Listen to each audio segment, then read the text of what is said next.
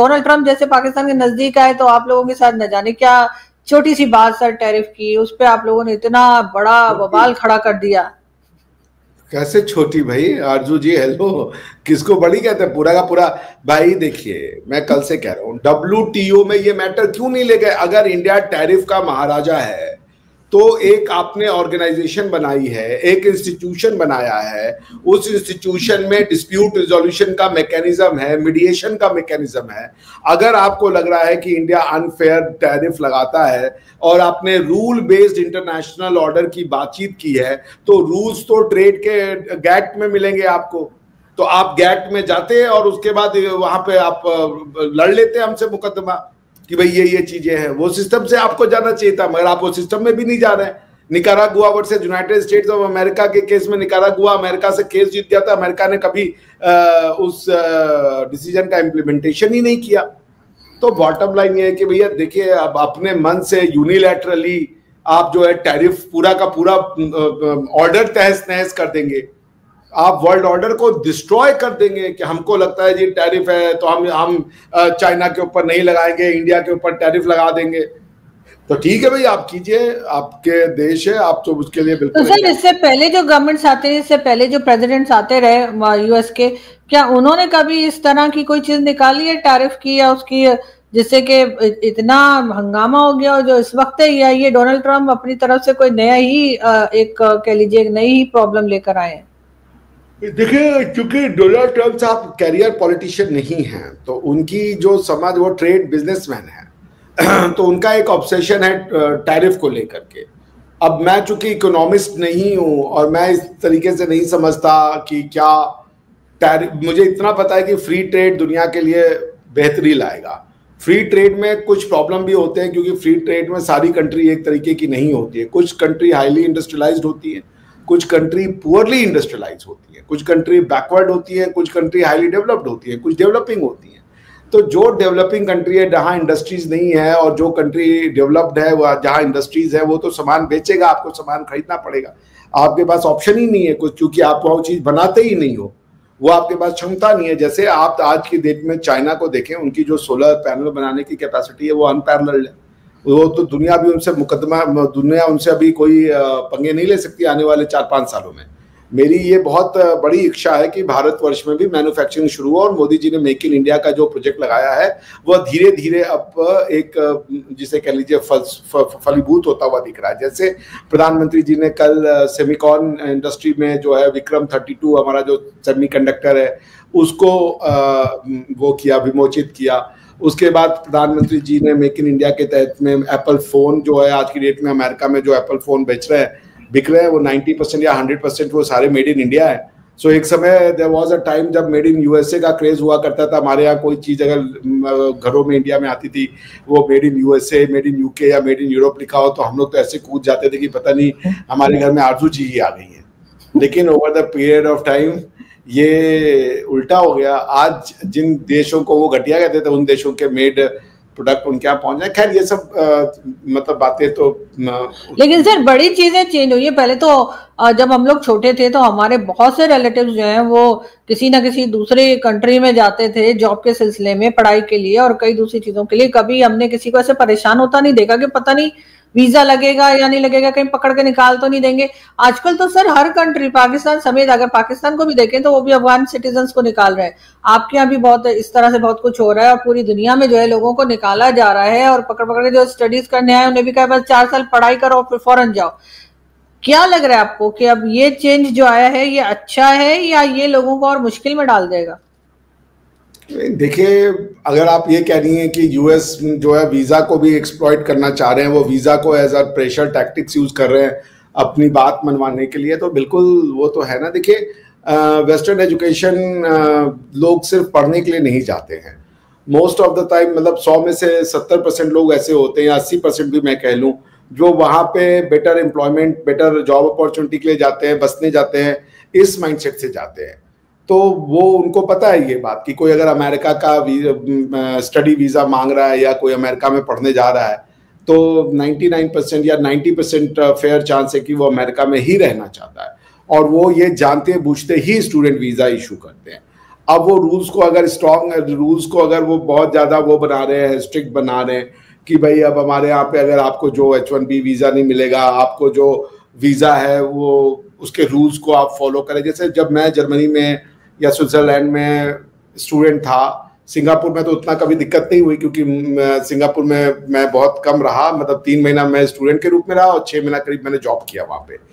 तो बाकी टाइम मैं चाइना में रहा, तो most of the time as a student मैं चाइना में ही रहा जब मैं नेशनल यूनिवर्सिटी ऑफ सिंगापुर में मास्टर्स कर रहा था।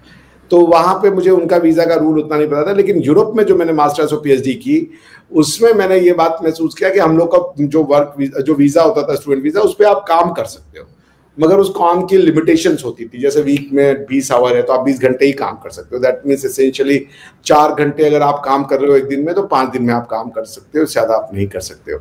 सो बॉटम लाइन है कि अब वो इन चीजों को पहले, और कई लोग ओवरलुक कर देते कि चलो अगर किसी ने ज्यादा काम कर लिया तो कुछ बोलते नहीं थे, अब वो उसको यूज कर रहे हैं। जैसे अभी चाइना वाले स्टूडेंट्स के लिए उन्होंने कहा ना कि 6 लाख चाइनीज स्टूडेंट्स को वीजा इशू कर दो, मगर इंडियंस का वीजा वो काट रहे, तो करते जाए, देखे कहां तक सिचुएशन आ रही है। आपने एक बयान सुना आरजू जी, फिनलैंड के जो राष्ट्रपति हैं उनका बयान आपको सुनना चाहिए।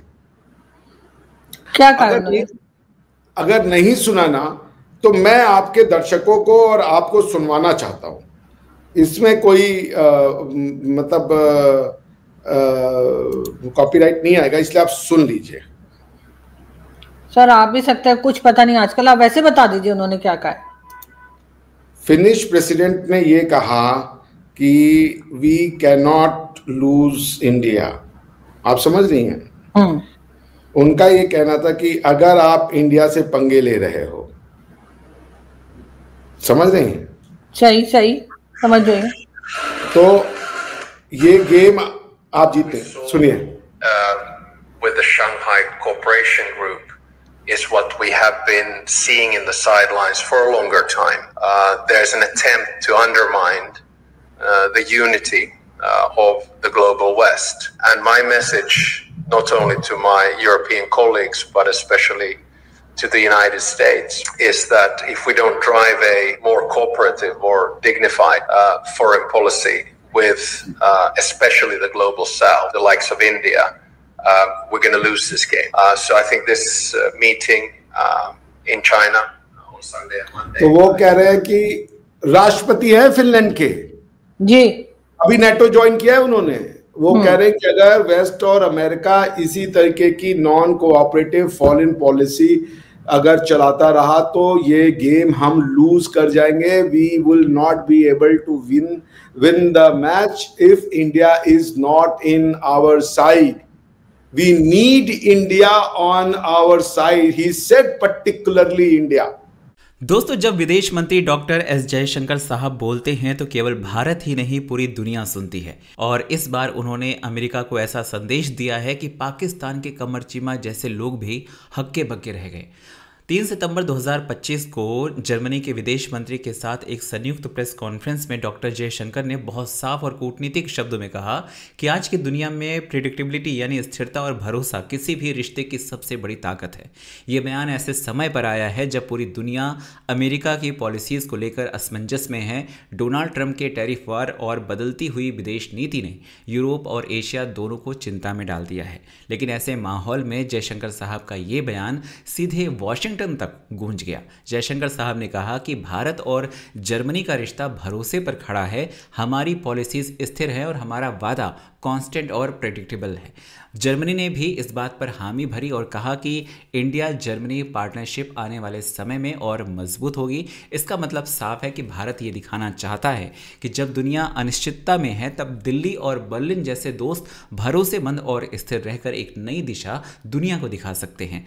दोस्तों, ये केवल भारत और जर्मनी रिश्तों की बात नहीं थी, असल में ये अमेरिका के लिए भी एक संदेश था। भारत ये कह रहा है कि हम किसी दबाव में आकर अपने फैसले बदलेंगे नहीं, हमारी विदेश नीति स्वतंत्र है और हम स्थिरता और भरोसे को सबसे ऊपर रखते हैं। चाहे रूस से तेल खरीदने का मामला हो, चाहे इंडो पैसिफिक में रणनीति की बात हो, या फिर यूरोप के साथ नए ट्रेड और टेक्नोलॉजी टाइप्स की बात हो, भारत हर जगह ये दिखा रहा है कि वो प्रेडिक्टेबल है और और रिलायबल पार्टनर है। और ये बात पाकिस्तान जैसे मुल्कों को और भी परेशान करती है, क्योंकि उनका हर कदम अनिश्चितता और अस्थिरता से भरा हुआ है। और जब भारत जर्मनी और यूरोप के साथ खुलकर खड़ा है तो कमर चीमा जैसे लोग केवल हैरान हो सकते हैं, कुछ कर नहीं सकते हैं, क्योंकि पाकिस्तान खुद कंफ्यूज रहता है कि उसको कहाँ रहना है, चाइना के साथ रहना है या फिर अमेरिका के साथ में रहना है, जो डॉलर भेज दे या जो पैसे फेंक दे उनको उनके साथ में रहना होता है। तो कुल मिलाकर संदेश यही है कि अमेरिका हो या कोई महाशक्ति, भारत अब वो देश है जो दूसरों के फैसलों पर निर्भर नहीं रहता है, वो अपने फैसलों पर आगे बढ़ता है। आज भारत अपनी डिप्लोमेसी से दुनिया को ये विश्वास दिला रहा है कि अगर आप स्थिरता, भरोसा और लंबी अवधि का रिश्ता चाहते हैं तो भारत से बेहतर आपका कोई पार्टनर नहीं हो सकता। और जयशंकर जैसी तेज़ और सटीक आवाज़ ये संदेश देती है तो दुनिया ज़रूर सुनती है, और पड़ोसियों में भी एक हलचल मच जाती है। वो भी सोचते हैं कि भाई बात तो सही कह रहे हैं। आप क्या कहते हैं कमेंट करके बताएं। चैनल पर अगर नए हैं तो चैनल को सब्सक्राइब करें, इस वीडियो को लाइक करें और शेयर करें। जय हिंद, जय भारत। ये आज का इंडिया है, प्रिडिक्टेबल, रिलायबल और ग्लोबली रिस्पेक्टेड।